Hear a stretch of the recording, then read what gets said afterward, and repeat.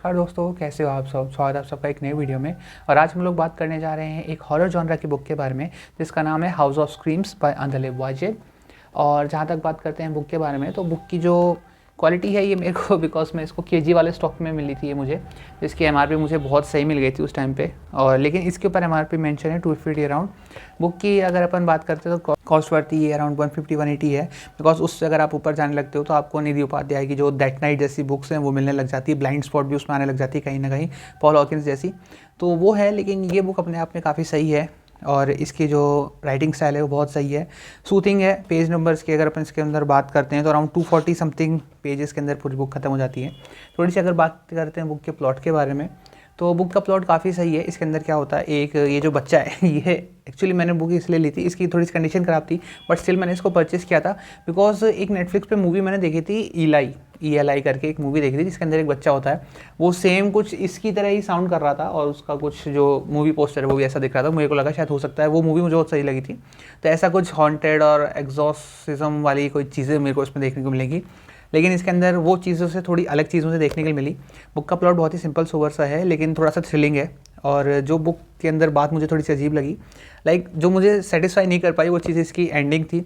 और एंडिंग में चलो एक बार को ठीक है, लेकिन जहाँ से सबसे ज़्यादा चीज़ बिगड़ने लगती है वो ये है कि जो बैक स्टोरी है, जो चीज़ें हैं बैक स्टोरी वाली, वो मेरे को इतनी सही नहीं लगी। अब थोड़ी सी प्लॉट में अगर अपन देखें तो बुक का प्लॉट ऐसा रहता है कि ये जो बच्चा यहाँ पे दिखा रखा है 3 साल का बच्चा होता है, इसका नाम होता है अदनान, इसके पापा होते हैं जैन और इसकी मम्मी होती है मुनेसा। तो ये लोग क्या है, बेंगलोर एक सिटी के अंदर रहते हैं और इनकी लाइफ बहुत ही कंजस्टेड चल रही होती है। जो वाइफ है, लाइक अदनान की जो मम्मी है, वो बहुत ज़्यादा अपने इन लॉज से परेशान होती है। तो ये सोचते हैं कि हम एक नया अपार्टमेंट ले लेते हैं, वहाँ पे फ्लैट रेंट पे लेके रहते हैं। लेकिन वहाँ भी इनकी कोई लाइफ कुछ टर्न आउट नहीं होती है, बहुत ज़्यादा इनकी सेविंग्स वगैरह बिल्कुल ड्रेन आउट हो चुकी होती हैं और घर की कंडीशन सुधर नहीं रही है, बिज़नेस भी काम नहीं कर रहा है। और तभी इनको फॉर्चुनेटली एक नए घर के बारे में पता चलता है कि एक दूर दराज के कोई अंकल थे अदनान की मम्मी के, और उनसे इनको एक नया घर मिला है विल के अकॉर्डिंग, वसीयत में उनके नाम है कि भाई कोई नहीं ले रहा तो इसको आप ले लो।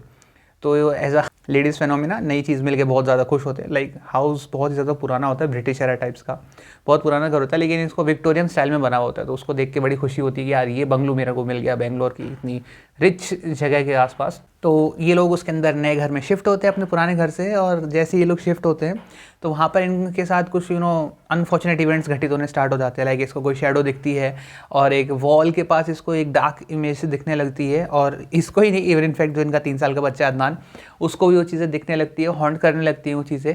और जिस दिन ये अपना पूरा सामान वहाँ पे शिफ्ट कर लेते हैं, रात को सो रहे होते हैं, तो अचानक से बिल्कुल सब कुछ सही चल रहा है और तभी से तेज़ तेज़ आवाज़ें, चिल्लाने की स्क्रीमिंग साउंड्स जो है वो स्टार्ट हो जाती है। और जब से बात पलटने लगती है, लाइक इनका जो हैप्पी जो होम था, उम्र सपना था इनका भाई, बिल्कुल स्वीट ड्रीम्स टाइप, वो चीज़ें इनकी बिगड़ने लग जाती हैं। तो इनको लगता है यार आसपास कोई होगा, हो सकता है कोई बीमार हो, मरीज़ हो, इस तरह की चीज़ें होने लगती हैं। तो ये एक दिन तो उसको छोड़ देते हैं, यार चलो जाने दो, मिट्टी डालो, भूल जाते हैं। दूसरे दिन भी वही चीज़ रहती है। तो थर्ड दिन क्या है, ये लोग जाके पास के वॉचमैन से पूछते हैं कि भाई ऐसा कुछ आवाज़ें आती हैं क्या यहाँ पे। तो बोले हमने तो कोई आवाज़ सुनी नहीं। उसके बाद ये उस वॉचमैन को बोल के आते हैं कि आप अभी काम करना, हमारे घर पे कोई मेड भेज देना, भाई काम, घर बहुत बड़ा है तो हमको काम करने के लिए हेल्पर चाहिए। तो इनके घर एक मेड आती है, मेड का नाम होता है आशा। ये आशा से पूछते हैं कि यहाँ पे ऐसा कुछ हुआ था कि आशा कुछ नहीं बताती, और आशा ये है कि भाई अपने ही मन में मस्त रहने वाले इंसान टाइप है आशा। वो चीज़ें इनके साथ होती हैं। तो ये क्या है, इनको फिर भी रात को वही आवाज़ें आने लग जाती हैं। तो ये फिर से परेशान होता है, ये फिर से गार्ड के पास जाते हैं कि ऐसा कुछ हो रहा है क्या। तो बोलते नहीं, ऐसा यहाँ तो कुछ भी नहीं है। और लास्ट में फिर इससे पूछता है आशा से, तो आशा भी मना कर देती है। लेकिन फिर गार्ड के पास वापस जाते हैं तो उनसे पूछते हैं यार ये तुम्हारी मेड बड़ी अजीब सी, यार कोई मतलब फैमिलियर इवेंट्स होते ही नहीं है इसके साथ, कभी मिलजुल के बैठना, चाय पीना साथ में, ऐसी कुछ है ही नहीं, बहुत अनफैमिलियर है यार ये तो फिर गार्ड बताता है यार हमने तुम्हारे घर पे कोई मेड भेजी ही नहीं है। एक मेड से मेरी बात हुई थी, वो तो अभी 2-3 दिन बाद आएगी, मैंने कोई मेड नहीं भेजी तुम्हारे घर पे। और तब से इवेंट्स घूमने लगते हैं कि यार घर में आवाज़ें किसकी आ रही हैं, बाहर क्यों नहीं आती, सिर्फ घर में ही क्यों सुनाई देती हैं, और वो शेडो वगैरह किसकी है, और घर में आशा आई है वो कौन है, कहीं चोर वगैरह है, भूत वगैरह क्या चीज़ है। तो इस तरह से इवेंट्स इसके अंदर अनफोल्ड होने स्टार्ट होते हैं वहाँ से। और ये इसका एक पीक पॉइंट आता है, लाइक 70 अराउंड समथिंग पेजेस है, वहाँ पे इसका पीक आ जाता है बुक का। उससे पहले स्टोरी पूरी प्रेजेंट में चलती है और फिर उसके बाद में स्टोरी बैक स्टोरी बननी इसकी स्टार्ट होती है कि घर में अंदर क्या है, ये ऐसा क्यों हो रहा है, किसकी आवाज़ें हैं, इस तरह की चीज़ें इवेंट्स अनफोल्ड होने स्टार्ट होते हैं। लेकिन इसके अंदर वो चीज़ लाइक एक बार को अपन पूरी बैक स्टोरी को समरअप करना चाहें तो भी एक गल्प हो जाती है।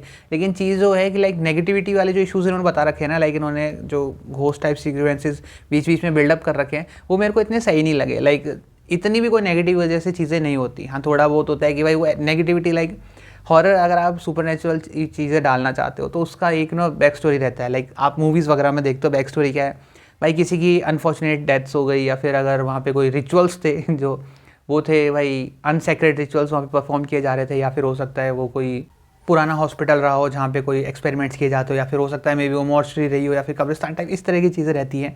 आप इनमें से कोई स्पाइस अप करने के लिए चीज़ें पिक कर सकते थे, या फिर हो सकता है कोई नई चीज़ लेते तो ज़्यादा ठीक रहता। इसके अंदर जो चीज़ मेरे को सबसे बेकार लगी वो सिर्फ यही था, जो चीज़ मेरे को पसंद नहीं आई। एंडिंग भी एक बार को चलो ठीक है वो चीज़ है, लेकिन लाइक जो मेरे को जो नेगेटिविटी वाला पार्ट था वो सही नहीं लगा।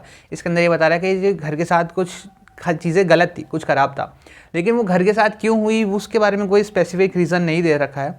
और ये जो इसका हस्बैंड था उसके साथ भी कुछ चीज़ें हो रही थी, अनफॉर्चुनेट इवेंट्स हो रहे थे, लाइक उनका जो नया स्टार्टअप वगैरह स्टार्ट करते हैं वो भी कोई इतना सही नहीं चल रहा था, ये घर पे ध्यान नहीं दे पाता है।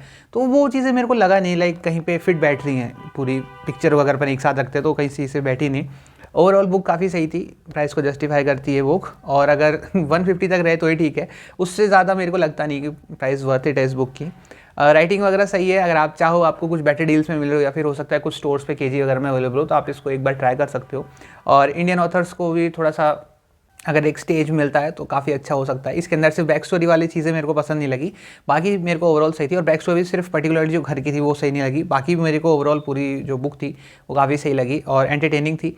एक पॉइंट इसका ऐसा आता है जब आपको जंप स्केयर वगैरह मिलना स्टार्ट हो जाता है, वो जो पॉइंट रहता है वो जंप स्केयर एक या दो बार आपको चीज़ें हिट करती हैं, उसके बाद वो चीज़ें नहीं रहती हैं।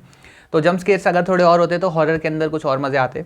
और ये बुक मैंने हॉरर जॉनर में पढ़ी थी। इसके अलावा मेरे हॉरर जॉनर के अंदर भी TBR पाइल काफ़ी ज़्यादा बड़ा है, जिसके अंदर हाउस ऑफ स्पिरिट्स है, हाउस ऑफ स्ट्रेंज स्टोरीज़ है, और dangerous effects of smoking cigarettes in bed करके एक और है, वो भी है, और कुछ जिम कॉर्बेट के हैं हंटिंग एक्सपीरियंस वाली जो बुक्स हैं वो भी हैं। तो काफ़ी ज़्यादा बुक्स हैं मेरे पास इस जॉनर के अंदर हॉरर, और इसके अलावा आपको भी कुछ हॉरर जॉनर की अच्छी बुक्स पता हो तो मेरे को ज़रूर बताना। तो बस आज के लिए इतना ही, अब मैं मिलूंगा आपसे एक नई वीडियो में, तब तक के लिए be safe, stay healthy and keep reading, bye.